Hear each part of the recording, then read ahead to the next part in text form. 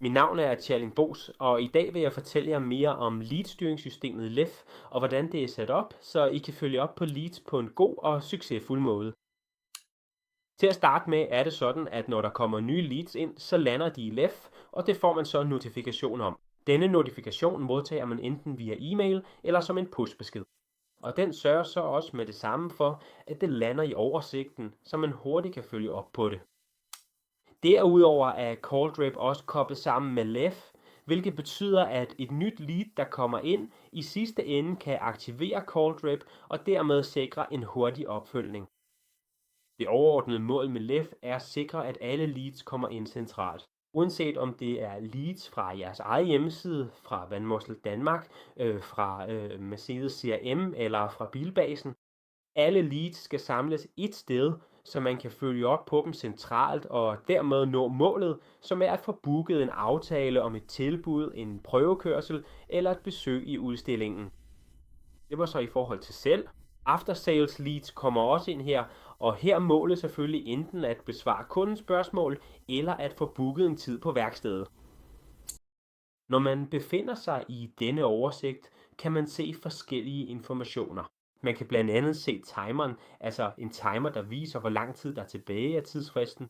Og vi ved jo, at en hurtig opfølgning øger chancen for, at det ender med et succesfuldt forløb. Her ser vi kundeoplysninger. Her er beskrivelsen fra leadkilden, og her ser vi kvalificeringen. Og den kvalificering er vigtig, for det er den, der afgør, om leadet for eksempel lander hos salg eller aftersales. Den kvalificering kan vi så slå til for en person og fra for en anden. På den måde ser man kun de leads, der er relevante for ens egen afdeling. Man kan også se, hvilke medarbejdere, der allerede har foretaget sig noget i forhold til disse leads. Det finder vi her. Vi kan også se eventuelle bemærkninger. Jeg viser jer lige om lidt, hvor man kan skrive de bemærkninger. På den måde ved man altid præcis, hvad ens kolleger allerede har haft en dialog med kunden om, hvilket betyder, at man helt undgår dobbeltarbejde og ikke risikerer at tale forbi hinanden. Når vi vil tage fat i et led, kan jeg bare klikke på det her. Jeg åbner det. Så kommer alle de andre informationer frem, som for eksempel kundeoplysninger. Den finder vi her. Køretøjsdata, og her ser vi øvrige informationer i form af bemærkninger. Vi kan også se en tidslinje her. Og den tidslinje viser, hvad der er sket med denne kunde i den seneste periode. Det betyder også, at hvis kunden for eksempel sendte en forespørgsel for et par måneder siden, som røg ind i LEF, så har man et detaljeret overblik over, hvad der blev talt om allerede dengang, så man er rigtig godt forberedt til selve samtalen. Nu kan vi så bruge knappen Start samtale, og det der er vigtigt at nævne, er at når CallDrip-integrationen aktiveres, så starter samtalen automatisk. CallDrip sørger for, at leadet i sidste ende får telefonen til at ringe. Hvis du tager telefonen, bliver den med det samme sat til startsamtale. I basisoversigten ser det så lille ud. Her kan du se, at mine initialer er knyttet til dette lead. I dette tilfælde har jeg manuelt sat den til startsamtale. Det forhindrer andre kolleger i at tage leadet samtidigt, og dermed undgår man at ringe til den samme kunde 2 gange. Men det fungerer også via CallDrip-integrationen, så hvis en samtale besvares via CallDrip, og en kunde følges op, så ringer vi ikke til kunden 2 gange, og det hele sker helt automatisk bag kulisserne. Her ser vi så resultaterne komme frem. Vi har knappen fortsat, med den kan du videresende den til en anden lokation. Vi har knappen ny tid, og med den sørger du for at planlægge det til et tidspunkt, der passer dig eller kunden godt. Og her er det altså meget vigtigt, at både dato og det præcise tidspunkt, som du udfylder her, sammen med de relevante bemærkninger, som vi så i basisoversigten før, bliver udfyldt helt korrekt, da det sikrer, at din næste opfølging også bliver en endnu større succes. Vi har også muligheden for at sende en e-mail. E-mail-skabelonerne opretter vi for jer, og dermed sørger vi for, at e-mails er gjort klar på forhånd. Alle de forskellige e-mails, der er gjort klar, kan man derefter selv gå ind og tilpasse og redigere manuelt, så den information, der sendes til kunden, stemmer helt præcist overens med det, du gerne ønsker at sende ud til dem. Her kommer vi så ind i mellemskærmen. Vi kan vælge den specifikke skabelon helt øverst, for derefter hurtigt at sende beskeden afsted, og så bliver jeres personlige e-mail-signatur også automatisk sat ind lige nedenunder. Det sikrer, at hele den samlede besked passer til Van Mossel Danmarks genkendelige visuelle identitet, og at modtageren af kunden ved præcis, hvem den er fra, og hvem de skal henvende sig til. Nu er det lead flyttet til et andet tidspunkt. Vi ser, at bemærkningsfeltet også kommer frem her, hvilket betyder, at dine kolleger ved præcis, hvad du har gjort med det pågældende lead. Og det sikrer så, at de ikke arbejder forbi hinanden. Det er også godt at vide, at vi giver besked, hvis en kunde anmoder om flere leads. Her ses et eksempel, hvor en kunde har lavet en forespørgsel på Van Mossel Danmarks hjemmeside, men også en via Biltorvet. Og det vil man selvfølgelig gerne have overblik over.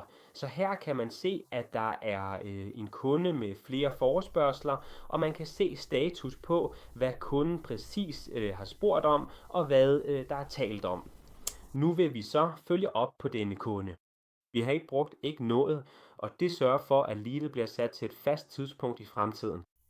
I jeres tilfælde gør vi det til den næste del af dagen.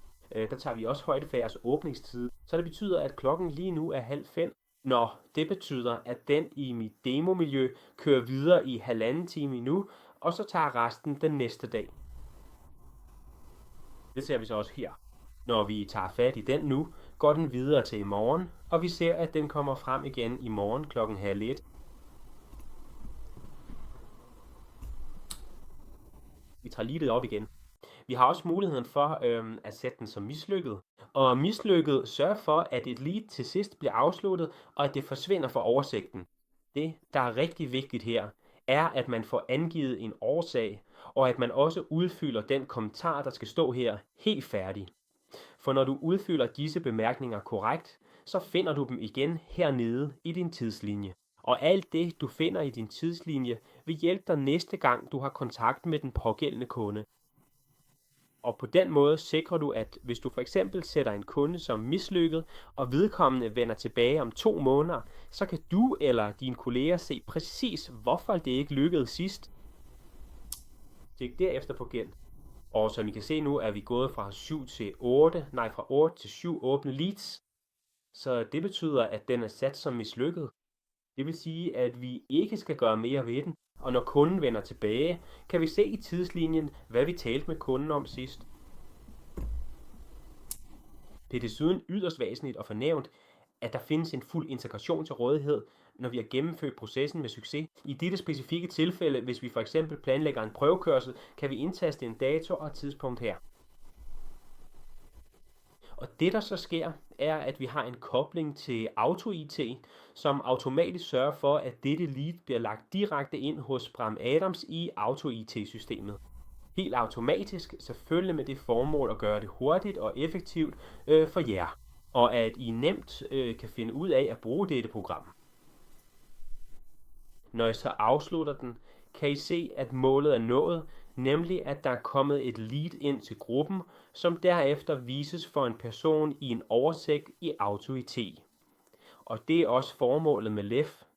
Målet er ikke at sælge bilen her, men at sikre, at I som gruppe kan se, hvilke kunder, der er kommet ind i jeres digitale showroom, for derefter at planlægge for eksempel et tilbud, eller en prøvekørsel, eller måske en aftale i showroomet.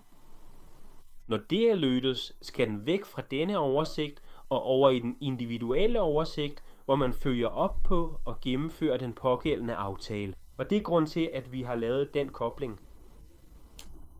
Til eftersalg har vi naturligvis det samme setup.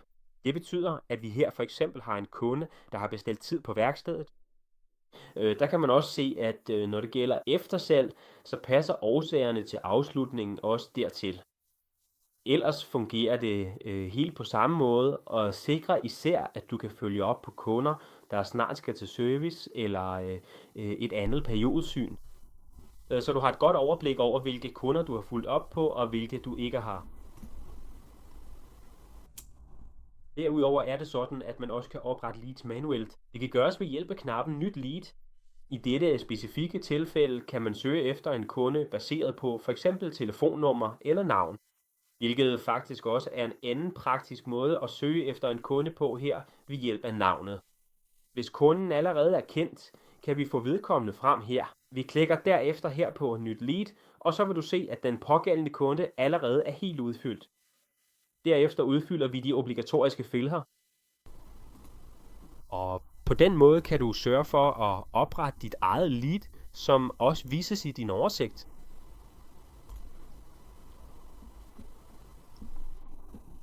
Til sidst vil jeg lige gennemgå vores dashboard med jer, for vores dashboard giver dig et overblik over, hvad der er sket med dine leads, eller hvad der sker med de åbne leads lige nu.